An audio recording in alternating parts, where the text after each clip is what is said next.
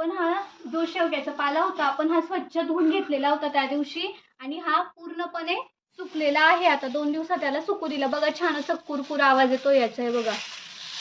असा कुरकुरा आवाज आला म्हणजे समजायचं की हा पूर्णपणे सुकलेला आहे. त्याला हाताने असं करून घ्यायचं. हा जो पाला आहे बघा आपण हाताने असं बारीक करून घेतला. आता याला काय करायचं, चाळणीमध्ये टाकायचं आणि त्याला गाळून घ्यायचं, जेणेकरून ज्या काड्या काड्या असतात ना त्या वरती निघतील आणि जे बारीक बारीक आहे ते खाली येईल अशा प्रकारे.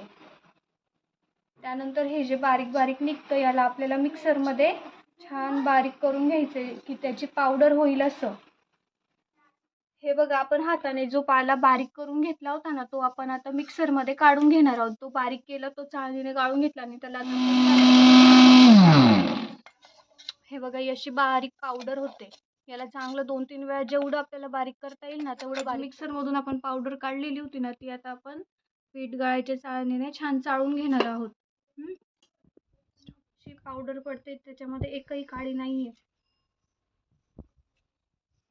बघा ही पावडर आता पूर्णपणे तयार झालेली, अगदी पिठासारखी तयार झाली. तुम्ही हिला आता वापरू शकतात. ही पावडर वापरण्याचे काय काय फायदे असतात मी तुम्हाला ते माझ्या नेक्स्ट व्हिडिओमध्ये सांगेल. तुम्ही त्यासाठी आता माझं चॅनल लाईक, शेअर आणि सबस्क्राईब करा. थँक्यू.